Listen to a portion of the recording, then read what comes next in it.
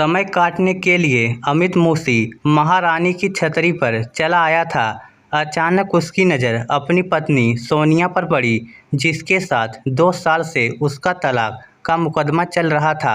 वह पहाड़ी की तलहटी में बने छोटे से तालाब को निहार रहा था कि सोनिया भी वहीं आकर तालाब को देखने लगी, जिस औरत ने उस पर इतने लांछन लगाए थे। उसका चेहरा भी अमित देखना नहीं चाहता था, इसलिए वह दूर जाने लगा। मगर जब उसने पीछे मुड़कर देखा तो सोनिया उसके पीछे ही आ रही थी। दोनों की नज़रें मिली। अमित ने तुरंत घृणा से मुंह फेर लिया और तेजी से आगे बढ़ गया। थोड़ा आगे जाकर वह एक पेड़ के नीचे बनी बेंच पर बैठ गया। कुछ देर बाद सोनिया भी वहीं आ पहुंची। उसे देखकर अमित ने अपना चेहरा दूसरी ओर कर लिया।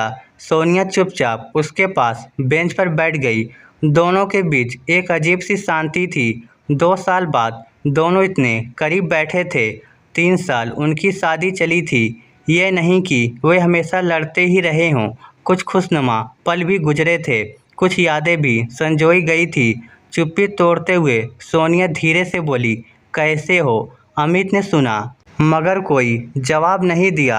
दूर पहाड़ी की ओर देखता रहा। सोनिया ने फिर कहा, क्या हम बात भी नहीं कर सकते? इस बार अमित पलटा। उसने सोनिया के उदास चेहरे को गौर से देखा और हल्का झेप गया। एक समय था जब उसे देखते ही उसका दिल उमड़ पड़ता था, मगर अब सिर्फ नफरत बची थी। चेहरा फेरते हुए वह बोला, अब बात करने के लिए बचा ही क्या है? तुम्हारे रास्ते अलग हैं और मेरे अलग। अगले महीने तलाक हो जाएगा। सोनिया बोली, हाँ जानती हूँ, सब खत्म हो जाएगा, मगर आज अचानक तुम्हें देखा तो दिल किया बात करूँ। आखिरी इच्छा समझ कर ही बात कर लो, शायद इसके बाद हम कभी ना मिले। अमित ने मोबाइल में समय देखा और बोला, मुझे कोई बात नहीं करनी, मुझे जाना है। सुबह दुकानें बंद थी, इसलिए यहाँ चला आया था। अब खुल गई होगी, मैं चलता हूँ। इतना कहकर वह उठा, मगर सोनिया ने उसका हाथ पकड़ लिया। तुमने मेरी बहुत जिद्दें मानी हैं, आज आखिरी बार मान लो ना, मैं फिर कभी नहीं आऊँगी बात करने। उसकी आंखों में आंसू झिलमिला उठे।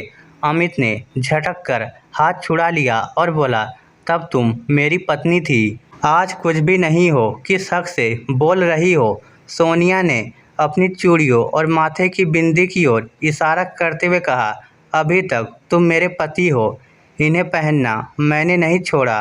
अमित बैठते हुए बोला, औरत हो, नाटक करना थोड़े छोड़ोगी? एक तरफ कोर्ट में मेरी धज्जियाँ उड़ाती हो, दूसरी तरफ ये ढोंग। सोनिया उदास मुस्कान के साथ बोली, निकाल लो भड़ास, आज तक तुमने मुझे बुरा नहीं कहा, हमेशा मैं ही गलत रही, आज कह लो। अमित गुस्से में बोला, क्या उम्मीद रखती हो? तुमने कोर्ट में मुझे बदचलन कहा, माँ को तानाशाह बताया, यहाँ तक कि कहा कि मैं अपनी सालियों को गलत नज़र से देखता हूँ। कब देखा मैंने बुरी नज़र से? वो मेरी बेटियों जैसी हैं। पवित्र रिश्तों में गंदगी भर दी। सोनिया गर्दन झुकाकर बोली, ये सब वकील का आइडिया था, मैंने कुछ नहीं कहा। अमित तड़पते हुए बोला, ऐसे इल्ज़ाम लगाने से मना नहीं कर सकती थी? वह बोली, कैसे मना करती? मुझे तलाक चाहिए था। तुम्हारी गरीबी, बेरोजगारी और माँ के झगड़े से तंग आ गई थी, छुटकारा चाहती थी। अमित गुस्से से उठा, तो जब मैं बेरोजगार था शादी ही क्यों की? सोनिया बोली, तब पापा को लगता था कि तुम नौकरी पा जाओगे। अमित तमतमाकर बोला, काश तुमसे शादी ही ना होती। सोनिया बहुत शांत स्वर में बोली, एक बात कहूँ? अमित झुंझुलाते हुए बोला, जल्दी बोलो, मुझे जाना है। वह बोली, 2 मिनट बैठ जाओ प्लीज़। उसका उदास चेहरा और आंखों के आंसू देखकर अमित कुछ नरम पड़ा। उसने गौर से सोनिया को देखा। वह बहुत दुबली हो चुकी थी, चेहरा मुरझा गया था। सोनिया बोली, मैं अभी भी सिर्फ 25 साल की हूँ। जब ये सब हुआ मैं बच्ची थी, समझ नहीं थी, बस यही लगता था कि मेरे साथ गलत हुआ है। सहेलियों की शादियाँ अमीर घरों में हुई थी और मैं तंगहाली में जी रही थी।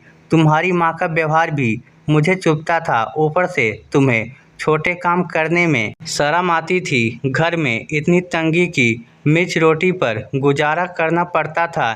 इसी मुश्किल में मैंने गलती कर दी। अमित कुछ कहने ही वाला था कि उसने हाथ जोड़ लिए। पहले मेरी सुन लो। जब वकील ने तुम्हारा बयान दिखाया था उसमें तुमने लिखा था कि मेरी पत्नी गंगा की तरह पवित्र है।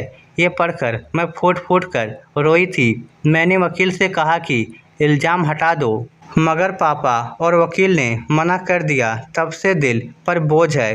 तुमने 3 सालों में कभी मुझे डांटा नहीं, हमेशा प्यार से समझाया। इन 2 सालों में मैंने जाना कि लोग बहुत बुरे होते हैं, मगर तुम तो कभी बुरे थे ही नहीं। बस आज माफ़ी मांगने आई हूँ। बिना माफ़ी पाए चैन नहीं मिलेगा। माफ़ कर दो ना। इतना कहकर वह रो पड़ी। अमित का दिल पिघल गया। उसे सोनिया में अपनी पुरानी सोनू दिखने लगी, मगर जज्बात दबाते हुए बोला, अब माफ़ी का क्या फ़ायदा जब चिड़िया चुग गई खेत। अब सब खत्म। सोनिया भरी आंखों से बोली, तो कम से कम ये तो कहो कि तुमने मुझे माफ़ कर दिया। अमित खड़ा होकर बोला, हाँ कर दिया। जिन्हें दिल में जगह दी जाती है उनका बुरा नहीं सोचा जाता। इतना कहकर वह चल पड़ा। सोनिया पीछे से दौड़कर बोली, सुनो, एक ख्वाहिश और पूरी कर दो। अमित रुका क्या वह मासूमियत से बोली, एक बार गले लग लो। बहुत तलब लगी है, दिल में आग सी लगी है। कुछ कहने से पहले ही वह बेसब्री से उसके सीने से चिपक गई। 2 साल बाद दोनों मिले थे। दिल से दिल टकराए तो आंसू बह निकले। जब अलग हुए तो अमित ने उसका हाथ पकड़कर कहा, चलो अपने घर चलते हैं। और सोनिया चुपचाप उसके साथ चल दी। अपने हम सफ़र से ऐसा व्यवहार करो कि वह तुमसे अलग होकर भी कभी भूल ना पाए। गुस्से में भी मर्यादा का ध्यान रखो, वही सच्चा इंसान है। नादानियाँ और गलतियाँ जीवन का हिस्सा है। माफ़ करना सीखो, क्योंकि माफ़ी के सिवा कोई विकल्प नहीं। इस स्टोरी को लेकर आपकी क्या राय है, नीचे कमेंट करके हमें ज़रूर बताइएगा। धन्यवाद।